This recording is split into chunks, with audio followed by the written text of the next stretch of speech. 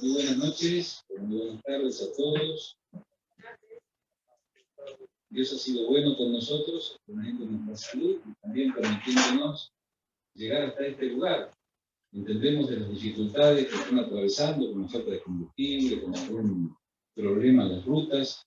Oramos al Señor para que todo vaya ordenándose. En la República Argentina esto es muy frecuente, nos sucede a menudo, no nos avisan, no respetan tanto a las fuerzas de seguridad como lo hacen en esta tierra. Así que quien les habla está perfectamente consciente de lo que esto significa.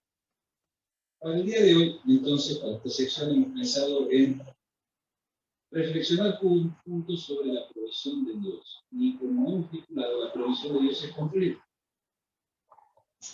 Esta segunda carta, o esta segunda epístola del apóstol Pedro, es una carta para quienes comparten la indudable belleza de la fe de Jesucristo, a quienes se les desea toda bendición deseable, manifestándoseles por qué razón se otorga esta bendición que trasciende.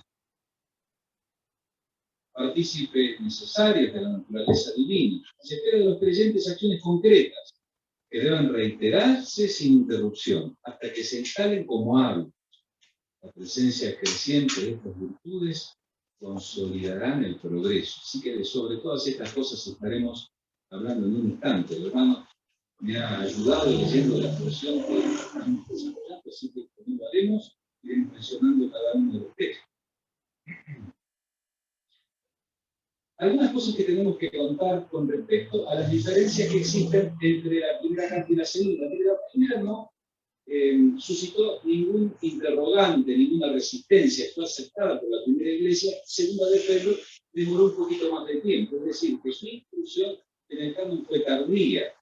Pasaron aproximadamente 250 años, pero a pesar de que pasó ese tiempo, los padres de la iglesia, entre ellos Eusebio y tantos otros, mencionaron porciones de este escrito sagrado como parte del canon, es decir, de ese grupo o de ese cuerpo de libros inspirados que la iglesia reconoce como tales. Así que nos encontramos con una epístola de reconocimiento tardío, pero esto no significa, bajo ningún concepto, que no sea un escrito inspirado por el Espíritu Santo sobre temas que Dios ha querido revelar a aquellos hombres que atravesaron circunstancias muy particulares en esos años.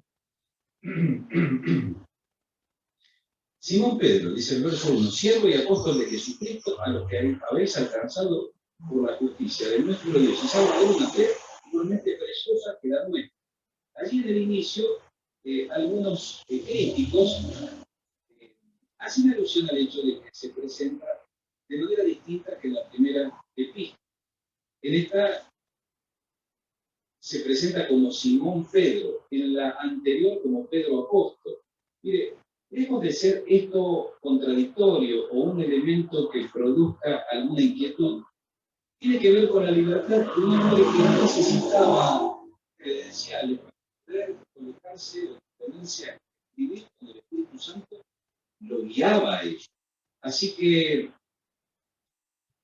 encontramos allí en el inicio su presentación. Es importante que nosotros destaquemos que ya desde el inicio está referenciando a aquellos que reciben la Escritura como poseedores de una fe tan preciosa, de la misma naturaleza, del mismo valor que la que los apóstoles y otros creyentes previamente habían recibido. Así que una fe tan preciosa, de la misma naturaleza, de igual valor. A veces en la cristiandad pareciera ser que algunos tienen más valor que el otro. Y yo quiero decirle que cuando un mortal acepta a Jesucristo en su corazón como su salvador personal, cuando se aplica la eficacia de la obra meritoria de Jesucristo en la vida de alguien, de esa forma parte, pasa a pertenecer de todos los beneficios que implica formar parte de la familia de Dios. Algunas cosas tenemos que, diríamos, contrastar con lo que dijera allí el apóstol Pablo en la epístola a los Efesios. Mire lo que dice Efesios capítulo 1, bendito, verso 3. Bendito sea el Dios y Padre de nuestro Señor Jesucristo, que nos bendijo con toda bendición espiritual en los lugares celestiales en Cristo. según nos escogió en Él antes de la fundación del mundo, para que fuésemos santos y sin mancha delante de Él, en amor, habiéndonos predestinados para ser adoptados hijos suyos por medio de Jesucristo, según el puro efecto de su voluntad. Se desprende entonces en esta segunda lectura, que está alineada con la expresión de Pedro, que nuestras bendiciones son espirituales. Algunos insisten, diríamos, hasta el hartazgo, con proponer bendiciones que son estrictamente materiales, o la ausencia de conflicto, o la salud ininterrumpida, o el bienestar por el bienestar mismo. Sin embargo, nuestras bendiciones son infinitas, al menos para ser consideradas por nuestro intelecto humano, pero radicadas allí en los cielos. Cuando nosotros entendemos esta verdad que Pedro enuncia allí, diciendo: habéis alcanzado por la justicia de nuestro Dios y Salvador Jesucristo una fe igualmente preciosa que la nuestra, está incluyendo a los receptores de la carta en esta realidad, en esto que es tan precioso, que es tan bueno. Tenemos que definitivamente, diríamos, anclar nuestra expectativa en lo que el libro dice, no en lo que algunas personas comentan con cierta licencia. Dios lo dice. ¿Quién lo dijo? Lo dijo Pablo, lo dijo Pedro. Vaya, esta es nuestra realidad. De la misma naturaleza. Isotimos, de igual valor. Así es. Mire, estos creyentes no eran inferiores al apóstol Pedro. En última instancia, Pedro se presenta como un igual. Mire qué lindo, cuando un hombre de esa estatura desciende y se presenta como igual al resto. No hay nada que lo distinga. Que Dios lo haya elegido como un mensajero, como un pilar de la iglesia, como aquella roca sobre la cual se sustentaban muchas cosas. Fundamento de la fe cristiana no hacía de Pedro un hombre engreído, muy por el contrario, era un hombre humilde. Y nosotros también tenemos que serlo, porque no importa el lugar que tú ocupes, no importa si te enfrentas o compartes el trabajo con hombres elocuentes, con hombres importantes, con hombres que han transitado su camino en la fe y se han desarrollado y están posicionados en otro lugar. Eres igual porque su fe es tan preciosa como la tuya. Tu lugar es importante en medio del cuerpo, como miembro. Como miembro tú eres tan importante como cualquier otro. Ahora, si lo medimos por la función, allí hay ciertos matices y diferencias. No todos hacemos lo mismo, pero gracias a Dios que no todos hacemos lo mismo. Imagínate tú si todos hiciéramos lo mismo. Es importante que Dios nos haya creado como nos creó, diversos, y que haya impreso su sabiduría en la dinámica del funcionamiento de la iglesia para el bienestar de todos. Todos nos beneficiamos. Cada miembro de la iglesia es importante, no hay ninguno que sea inferior al otro. Mire, cuando un miembro se duele, el cuerpo se resiente. Esto implica que estamos interconectados. No podemos ver ese vínculo, pero el Espíritu Santo está en cada uno de nosotros, generando esta relación. Es indestructible. No podemos evitarlo. Mi hermano en la fe, aunque yo discrepe, no piense como él, es mi hermano en Cristo. Lo será por la eternidad. Así que más le conviene acordar con él en la tierra que irse de este mundo con una diferencia. Porque no hay lugar para estas diferencias cuando estemos en la presencia de Dios. A quienes se verá toda bendición deseable, gracia y paz sean multiplicadas en el conocimiento de Dios y de nuestro Señor Jesucristo. Y de la gracia allí implica la benevolencia, el amor, la gratitud, la amabilidad, alegrarse con, dar gratuitamente, otorgar favor, todas estas cosas hace Dios. Por ende, el deseo del apóstol Pedro es el mejor deseo que alguien puede tener desde la perspectiva humana. Humanamente, Pedro desea que estos hombres que están atravesando circunstancias son los mismos receptores que Primera Pedro reciban esta expresión de deseo. La paz. Mire qué hermoso cómo se puede traducir este término. Todo lo que implica bienestar. ¿Quién no quiere bienestar? Mire, yo quiero bienestar para mis hermanos, quiero bienestar para mi familia, para mis hijos, para mis nietos. Así que este deseo de parte de Pedro es un deseo correcto, pertinente. ¿Usted le desea a sus hermanos en la fe lo mismo? ¿Verdad que sí? Qué bueno que lo desee. Tranquilidad. En un mundo en donde siempre tenemos dificultades, los cristianos podemos tener el corazón quieto, tranquilo, sereno. Si nosotros fuéramos auténticamente espirituales, y si no hubiéramos sido expuestos o no nos hubiéramos expuestos temerariamente a alguna situación penosa, probablemente no necesitaríamos absolutamente nada para mantener nuestro equilibrio emocional. ¿Por qué?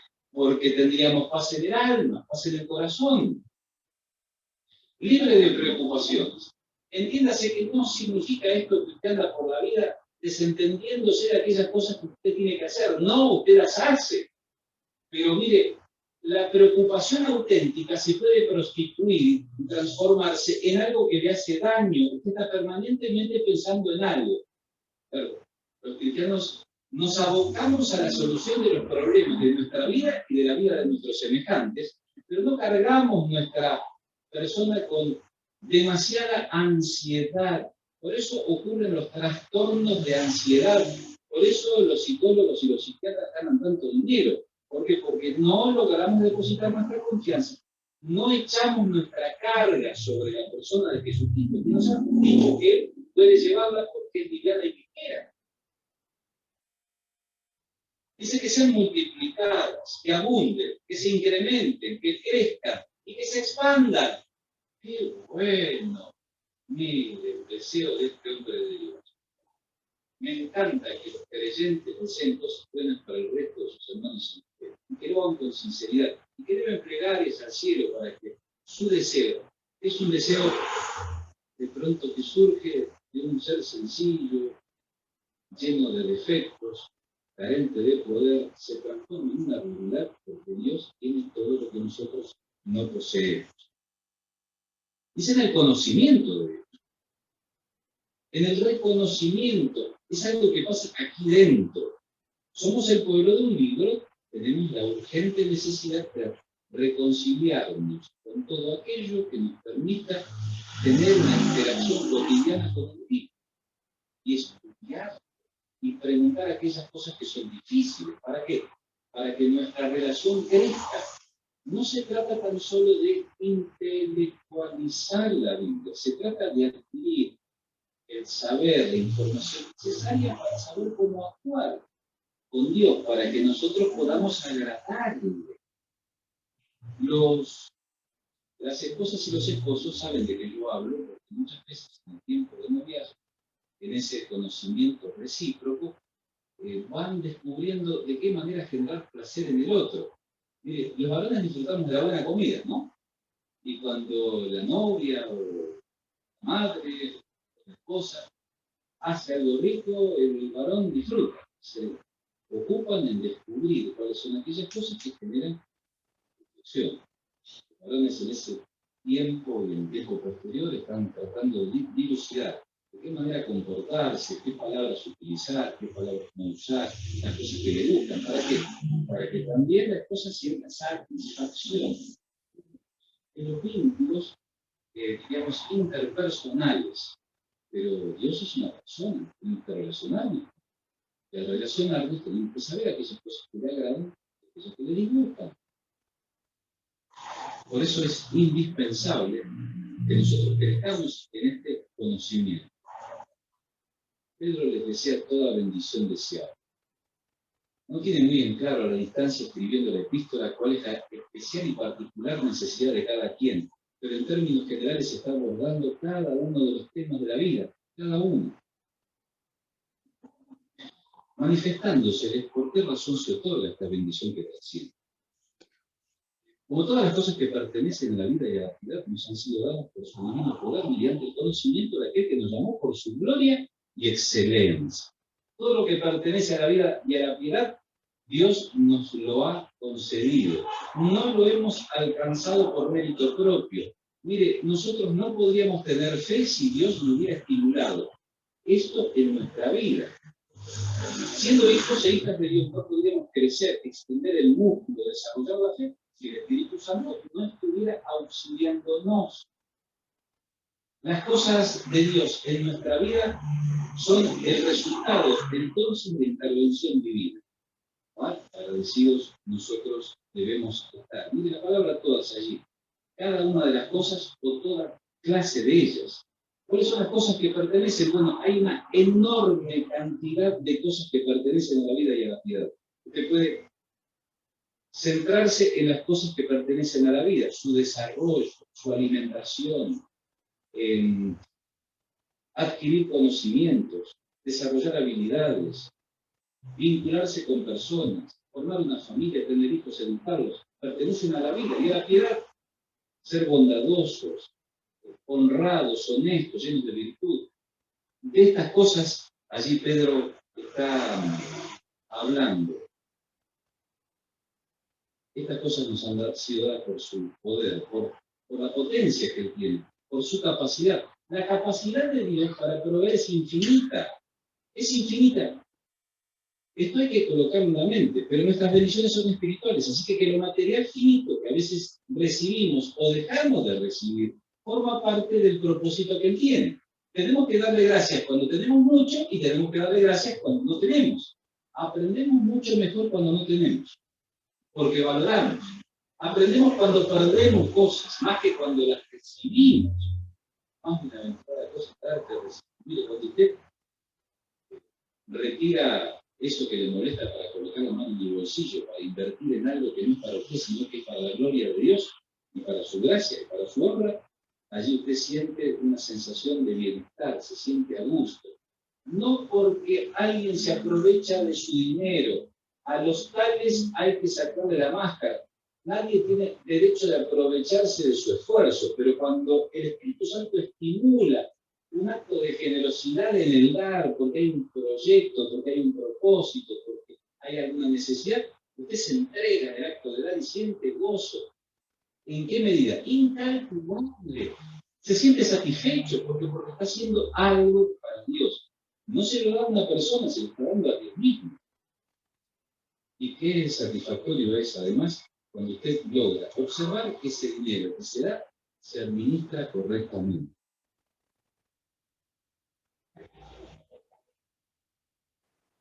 Las cosas que pertenecen a la piedad. Allí la palabra piedad también se puede traducir devoción. ¿De qué manera nosotros demostramos que somos devotos? No es tan solo yendo a un lugar. Uno piensa que todo se resuelve separando un ratito y haciéndose presente. Y todos ponen cara de buenos, se reúnen y allí dicen, yo soy un creyente devoto. Pero la devoción cristiana, la piedad cristiana, se demuestra durante todo el día. Mire, cuando le ven y cuando no le ven, con personas o sin personas a su alrededor. Y cuando están las personas, usted tiene cosas para hacer.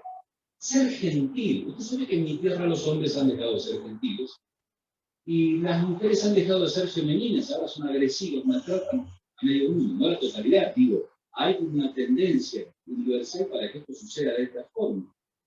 Qué bueno es cuando nosotros reconocemos que las cosas de la vida y de la piedad nos han sido dadas, nos han sido concedidas, otorgadas con generosidad. Mire, yo recuerdo, porque mi madre me contaba cuáles fueron las condiciones que existieron en mi alumbramiento. Me sacaron con una pincita, no sé si las más grandes, algunas salen un force, una cosa que se puede utilizar. Bueno, pero ahí tuvieron que hacer algo, pero yo nací, me pegaron un chachazo y grité. Dios le concedió a mi madre tenerme a mí. No sé si en la adolescencia lo disfrutaba demasiado, porque todos los adolescentes nos portaban mal. Ahora, los adultos después se olvidan de que fueron adolescentes y son demasiado exigentes con sus hijos cuando llegan a esa edad. Dimos trabajo, pero no queremos que nos den trabajo. No puede ser, así no se juega. De esta manera no es. Si nosotros fuimos contenidos, tolerados, amados, encausados por nuestros mayores, tenemos que también dedicar nuestro tiempo para hacerlo también. El que nos llamó, el que nos invitó, el que nos convocó. Hubo un hito en nuestra historia vital, el momento en que el Señor nos llamó.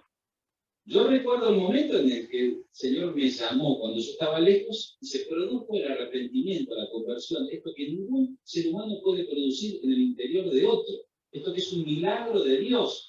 Cuando uno se entregó sin ninguna reserva, cuando uno se puso de pie, se arrepintió, cayeron lágrimas de los ojos, hubo consagración, dedicación y entrega. Lo recuerdo. Y usted también seguramente puede recordar ese momento en que se hizo la invitación. Lo hizo un hombre, tal vez, de una forma sencilla, pero que escuchó a Dios que le estaba tendiendo la mano, le estaba invitando ahora a pertenecer a su familia. Ven, yo quiero que seas mi hijo. Qué cosa hermosa. Quiero que seas mi hijo. Yo quiero ser tu padre.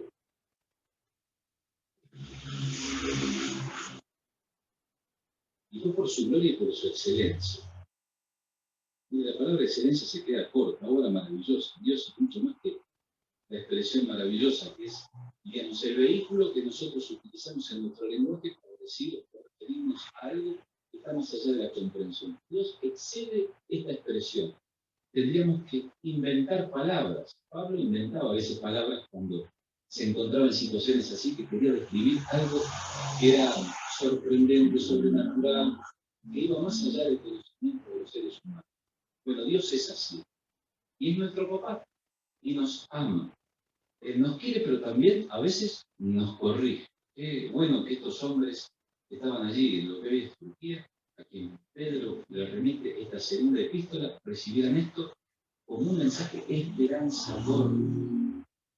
Partícipes necesarios de la naturaleza divina. Dice el verso 4, por medio de las cuales nos han dado, ha sido dada preciosas y grandísimas promesas para que por ellas llegases a ser participantes de la naturaleza divina, habiendo huido de la corrupción que hay en el mundo a causa de la concupiscencia, por medio de las cuales nos ha dado, Dios nos ha dado, dice la Escritura, preciosas y grandísimas promesas. Y la palabra grandísima es algo sorprendente, que va más allá de la medida que nosotros imaginamos. Es algo notable, fuera de lo común en grado, magnitud o efecto. Puede ser todo eso que nosotros quedamos extasiados, nos damos cuenta que Dios nos lo ha dado Él.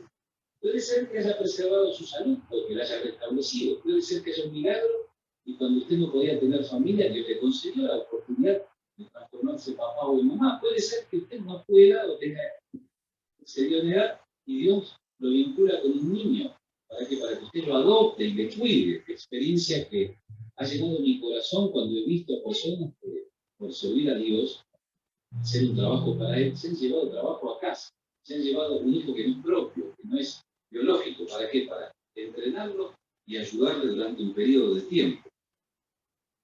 Preciosas, de alto valor, costo, promesas, un compromiso verbal con una persona sobre algo futuro. Mire, Dios ha prometido. Lo ha hecho en el pasado de manera verbal con los patriarcas, con aquellos que habitaron. Estos hombres registraron muchas promesas, nos llegan al presente. Tenemos un registro pormenorizado. Algunos las han contado. No recuerdo el nombre, la cantidad de promesas que encontramos, pero es una cantidad enorme. Cuando nosotros nos ponemos a revisar todas las cosas que Dios nos ha prometido, encontramos en esas promesas el aliento suficiente para sentirnos serenos y para estar gozosos. ¿Se acuerda cuando a usted le prometían algo siendo pequeño? Y usted desarrollaba la expectativa, me prometió tal cosa. Desde el momento en que el adulto prometía y uno como niño recibía la comunicación verbal, hasta el momento en que eso se materializaba, había algo en nuestro interior, nuestro corazón latía de forma distinta. ¿Por qué? Porque nos lo habían prometido. Y más si el que prometía cumplía. Yo tuve un tío muy cariñoso, tal vez el tío que más quería. Le llamábamos Cacho. Cacho es una forma, es un apodo. El tío Cacho. Cuando prometía cumplir, ¿tuvo algún familiar que cuando prometía cumplía y se sentía alegre que traía? Bueno, ese fue uno de los tíos, juntamente con él, que yo puedo utilizar como una pequeña ventanita a través de la cual entre luz para poder recitar esta verdad. Pero nunca nadie como Dios, cuando Él promete y cuando las cosas cumple. Provisión y vestido, mas buscar primeramente el reino de Dios y su justicia, y las demás cosas os serán añadidas. Este es un hecho de la realidad. Los cristianos tenemos esta que es una promesa de Dios. A veces no se materializa en el momento oportuno, en el momento justo. Pero quiero decirle que muchas veces no llega en el momento justo, no porque Dios no haya hecho provisión, sino porque nos tiene que decir muchas veces que nosotros intervengamos. Imagínese que el Espíritu Santo lo diga a usted a que lleve una bolsita de alimentos a la casa de tal hermano. Y usted por alguna razón dejó la bolsita allí, han acordado hacerlo y usted se demora algunas horas. Es la demora de los hombres, no la falta de sensibilidad de Dios, lo que hace que a veces este tipo de cosas se demoren o no sucedan. O que Dios tenga que utilizar otras herramientas para satisfacer esta necesidad de alguien que está clamando incesantemente por ayuda, reclamando esta promesa. Mire, lo que Dios se ha comprometido a hacer, Él lo hace. No conozco absolutamente a nadie que tenga autoridad, argumentos, indicios fehacientes de que Dios no le ha cumplido esa promesa. A veces nosotros llegamos tarde y tenemos que arrepentirnos y pedir perdón. No hemos hecho lo debido en el tiempo oportuno. Nos adentramos en un tiempo difícil. Parecía ser de que todo indica que va a haber una hambruna universal. ¿Qué cosas estamos haciendo para atenuar el dolor de aquellos que sufren? ¿De qué manera estamos elaborando criteriosamente proyectos para poder satisfacer la necesidad, primero de los propios, ¿no? Nuestra familia nuclear y extendida, los más cercanos, los que cohabitan, aquellos que forman parte de los núcleos familiares y también aquellos que forman parte de la familia? Y cuanto más la familia de la fe. Estamos pensando y orando para ser herramientas que Dios utilice en un tiempo distinto, diferente, difícil. Pidámosle a Dios sabiduría. Porque hay una enorme oportunidad de hacer grandes cosas para poder satisfacer distintas necesidades. Y mientras tanto las hacemos cumpliendo con nuestra principal responsabilidad, que es predicar el Evangelio a toda criatura, en todas circunstancias. Las promesas de Dios son preciosas, de alto valor. Dios las ha hecho, ha dejado registro, tenemos documentado en el libro todo lo que Él nos ha prometido, y Él es el garante para su cumplimiento. Él lo que promete cumple. Mire, a veces los niños que nosotros cuidamos durante tantos años tendrán decepciones, porque sus pedientes están atentos. Y tuvimos que avergonzados reconocer de que Dios, como garante de su promesa, atendía la oración de los pequeños, porque nosotros, adultos, preocupados por otras cosas, tal vez éramos un tanto insensibles a eso que tal vez considerábamos superfluo que los niños piden. Mire, para un niño es importante tener de todo, pero principalmente afecto. Y a veces andamos tan deprisa que no tenemos, por ejemplo, hablar con ellos en lugar. Que se haga en un lugar como el que nosotros administramos.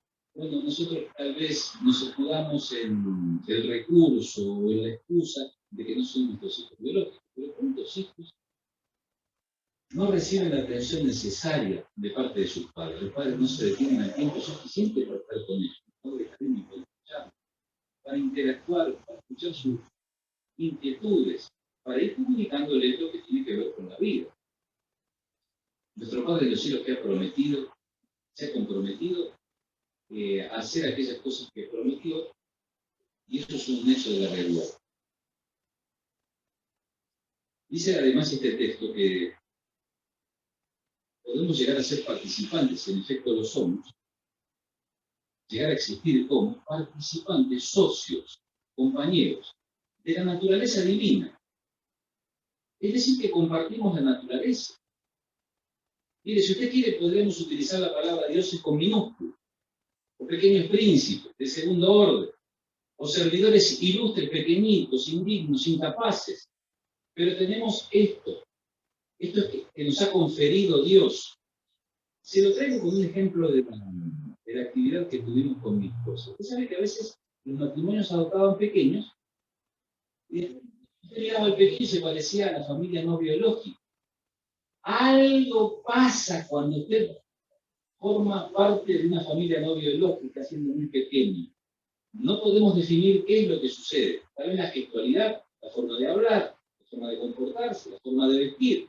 Cuando nacemos de nuevo, las cosas de nuestra vieja vida quedan atrás y empezamos nosotros a experimentar cambios. Ya no lucimos como antes, no somos iguales, Las personas ven en nosotros otra cosa, y a la medida que persistamos insistentemente en que esos cambios se produzcan, nosotros reproducimos un porcentaje mucho mayor la imagen y semejanza de Dios que el pecado desdibuja en la experiencia de los hombres.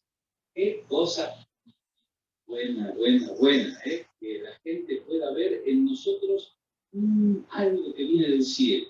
Parecemos, que nos comportamos como el Señor Jesús se comportó, que somos generosos, dadivosos, que nos comprometemos, que sentimos compasión, que no somos insensibles. Habiendo huido, dice, de la corrupción, de la descomposición, de la perversión moral, el empeoramiento de la virtud. Eso es lo que pasa allí fuera. Hay un deterioro moral, hay una corrupción, el empeoramiento de la virtud. En mi país, desde lugares de preeminencia, se dice, se aboga por extinguir el mérito, la virtud no es necesaria. Vaya, pareciera ser de que Satanás está entronado, de que tiene demasiada influencia en aquellos que comunican, pues los que comunican son tan ignorantes que no se dan cuenta de lo que están haciendo. Están desarmando el tejido social, están destruyendo a las familias cuando expresan este tipo de cosas. Los cristianos hemos huido, no estamos más allí, estamos expuestos. Cerca de donde nosotros tuvimos el privilegio de compartir con otros hermanos para fundar una iglesia, hay un mercado concentrador de hortalizas, verduras y todas las cosas que son esenciales para la vida, pero es muy grande. Y a veces nosotros íbamos a buscar alimentos y para nosotros o para nuestros pequeños en el hogar después de algunos años, y nos dábamos con algunos cajones que estaban medio como colocados allí aparte, casi para tirar, con verdura que no, de pronto estaba pasada. La lechuga media tristona, ¿vio? O los tomates un poquito golpeados. La cuestión es de que cuando una fruta o un vegetal en descomposición se acerca a otro vegetal en composición, pareciera ser que el otro recibe influencia, terminan descomponiéndose todos los que están en ese cajón. Pues en el mundo, la descomposición social que proviene del pecado, no solamente admitido, sino practicado en la vida cotidiana, genera esta descomposición. Muchas personas hacen las mismas cosas, están imitándose unos a otros. ¿No les sorprende a usted que suceda tan a menudo y que las autoridades, principalmente la autoridad política, trate de normalizar aquellas cosas que la Escritura dice que no son correctas, como para que no haya conflicto, para que todos sigamos adelante, como anestesiados? Le estamos dando la espalda a Dios. Y Dios no solamente es soberano, sino que es justo. Y está disgustado con eso. Dios ama al pecador. Sí, claro. Pero no lo ama cuando peca, porque no ama el pecado. De todos modos, ha hecho provisión en la persona del Señor Jesús para que tenga su oportunidad de acceder al perdón y la vida eterna. Dice que esta corrupción, este empeoramiento de la virtud y de los principios morales, es a causa de la concupiscencia. Entiéndase, esa pulsión interior, diría un psicólogo, este impulso de adentro, diría tal vez Sigmund Freud, es esta inclinación a lo lujurioso, a no ponernos límites, a dejar que el cuerpo nos gobierne, este deseo irrefrenable de sentir placer. Hay que trabajar, no siempre es legítimo sentir placer. No siempre es legítimo sentir placer. Lo sacamos del territorio de lo sexual. Imagínese usted que siempre quiere darse un placer y comer algo rico. Y le da el chocolate y le da, y le da, y le da, y le da. ¿Cómo termina la historia? ¿Cómo termina la historia? Termina mal. Es decir, que un poco no está mal. Además, se recomienda, es apropiado. Pero si usted está permanentemente allí, comienza la dificultad. Se espera de los creyentes acciones concretas. Dice el versículo 5. Vosotros también poniendo toda diligencia a esto mismo, añadid, dice, a vuestra fe virtud y a la fe, y a la virtud, perdón, conocimiento.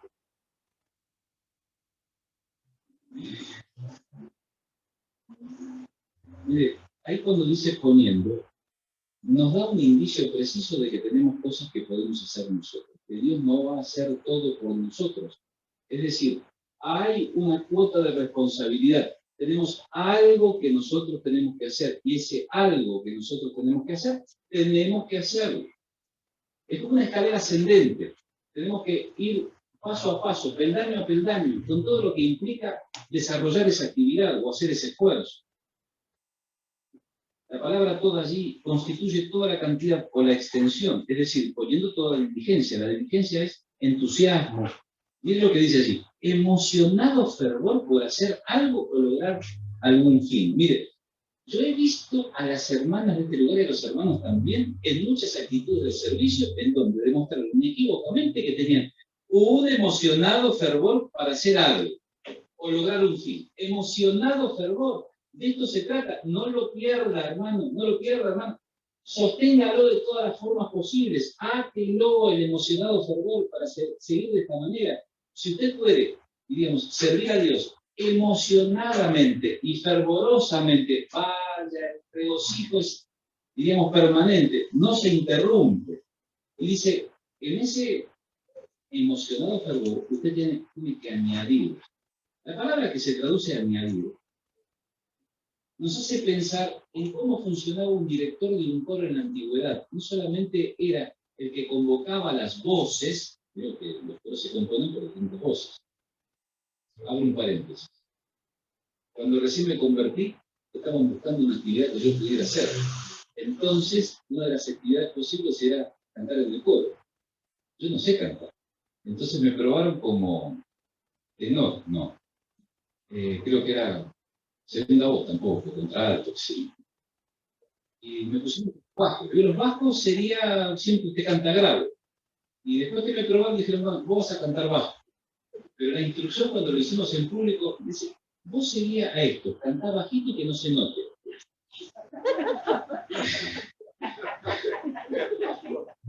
Imagínense, después de mucho tiempo aprendí y me atreví y empecé a cantar de forma tal que, bueno, yo podía imitar a mis hermanos que estaban entrenados en esto de cantar y hacer algo sobre...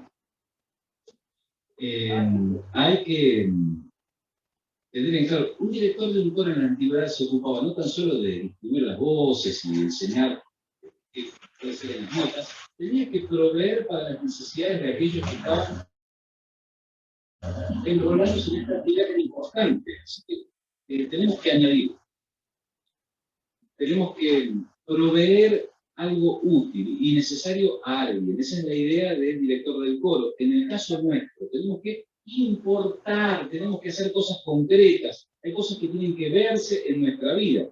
Dice allí que a la fe le tenemos que agregar virtud, excelencia moral, excelencia moral. No alcanza con que usted esté a gusto con tener moral. Mire, es importante tener moral. Antes todos, la gran mayoría tenían. Ahora alguien que tiene moral no pasa inadvertido, porque en el mundo se está tratando de despojarse de la moral. Por eso podemos decir que estamos en una sociedad amoral, entiéndase, sin moral. Y dice que la virtud es conocimiento, el resultado psicológico de la percepción, el aprendizaje y el razonamiento, a veces simplemente dado por Dios. Me quedo en esta acepción. Yo le aseguro que si usted necesita un conocimiento que no posee en una situación límite, Dios le da ese conocimiento en una situación límite. Pero como nosotros no siempre atravesamos situaciones límites, tenemos que entrenarnos, tenemos que capacitarnos, porque tenemos que enfrentar situaciones diversas.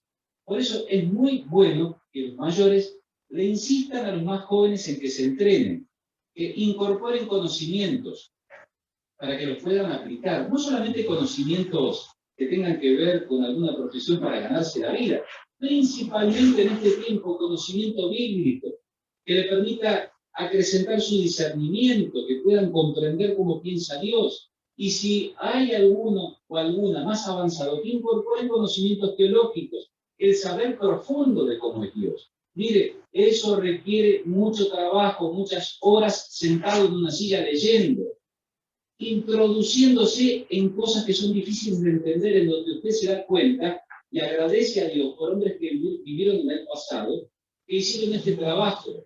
Les recomiendo un libro, no para que lo compre, sino para que tan solo pase deprisa por él. Hay un libro escrito por un señor llamado Frederick Banker, que es como una hoja de ruta de toda la literatura evangélica que se hizo desde la Reforma hasta el presente. Entonces, allí usted da cuenta, se llega a comprender el trabajo que han hecho estos hombres para que a usted le llegue el libro de la mejor manera posible. La versión de la Biblia que usted tiene es una versión confiable a partir del trabajo de estos hombres. Ore por ellos, dele gracias a Dios por ellos. Claro, de tanto en tanto, los usos y costumbres de las personas desdibujan la utilización de algún término. Entonces, usted revisa, tiene que cambiar la palabra porque ya ha perdido el uso en esa generación contemporánea que tenía en el momento en que se escribió la escritura. Las revisiones son necesarias.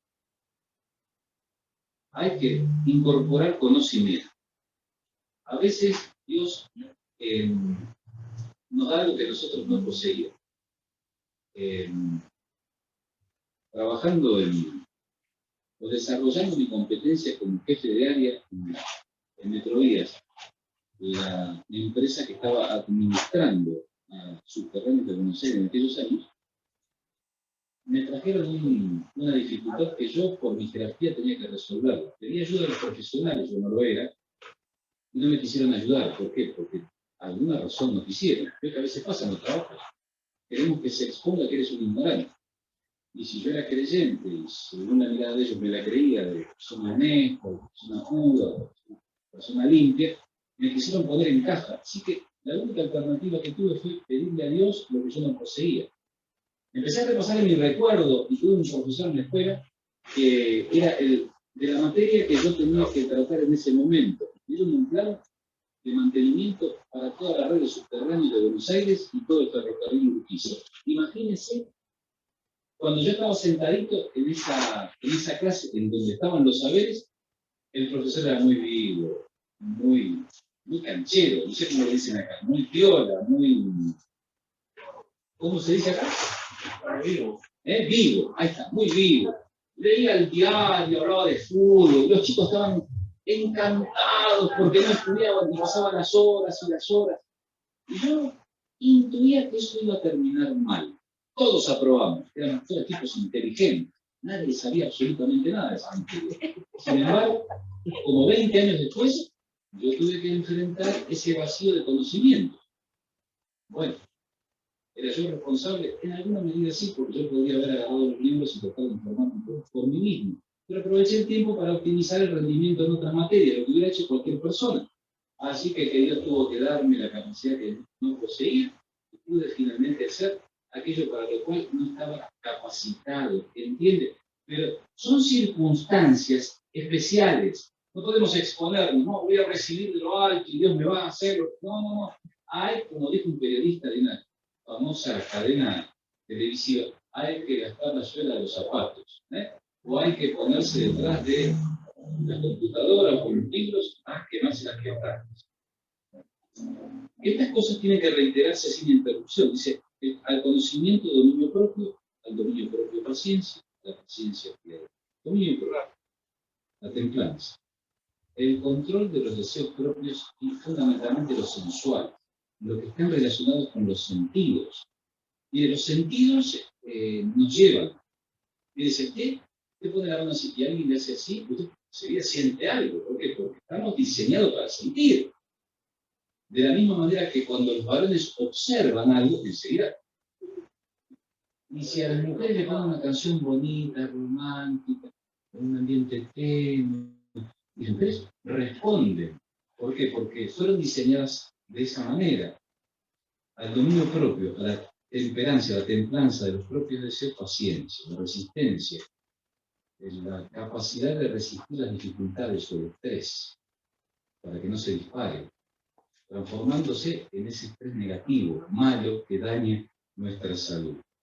Hasta que se instalen como hábitos, a la piedad afecto fraternal y al afecto fraternal, amor único. Mire, todo lo anterior deviene en algo que está al final, que es el amor. Primera de Corintios capítulo 13 nos pone allí en evidencia de que hay muchas cosas que van declinando hasta desaparecer, y dice, bueno, de todos estos, y coloca el amor en un lugar de preponderancia. Esto también está diciendo Pedro. La presencia creciente de estas virtudes consolidaron el progreso. Porque si estas cosas están en vosotros y abundan, no os dejarán estar ociosos ni sin fruto en cuanto al conocimiento de nuestro Señor Jesucristo. Tienen que abundar. La idea es que abundan más y más. Quisieran ser más grandes, porque hay mayor cantidad. Eso es lo que significa allí, lo que está queriendo decir Pedro a través de la pluma de su amanuense. Dice que no os dejará estar. No interrumpiremos aquellas cosas que Dios nos ha mandado y que de hecho forman parte del propósito de Dios para nuestra vida. El ocio, allí tenemos que vernos ya todos, incluso quien les habla, con esta tendencia a quedarnos estáticos, no producir beneficio alguno, no extender la virtud para que otros de pronto satisfagan alguna necesidad del alma, o alguna necesidad emocional o material. ¿Cuántos niños hay necesitados en esta hermosísima nación? ¿Cuántos están sin familias? ¿Y cuántos sin recibir la alimentación que ellos necesitan? Pídale a Dios sabiduría para encolumnarse detrás de esta y tantas otras actividades que merecen su atención, porque Dios está atento, porque Dios es garante, es padre de huérfanos, defensor de viudas. Y nosotros podemos hacer algo menos que eso. No podemos ser el brazo ejecutor de aquellas cosas que Dios ha prometido.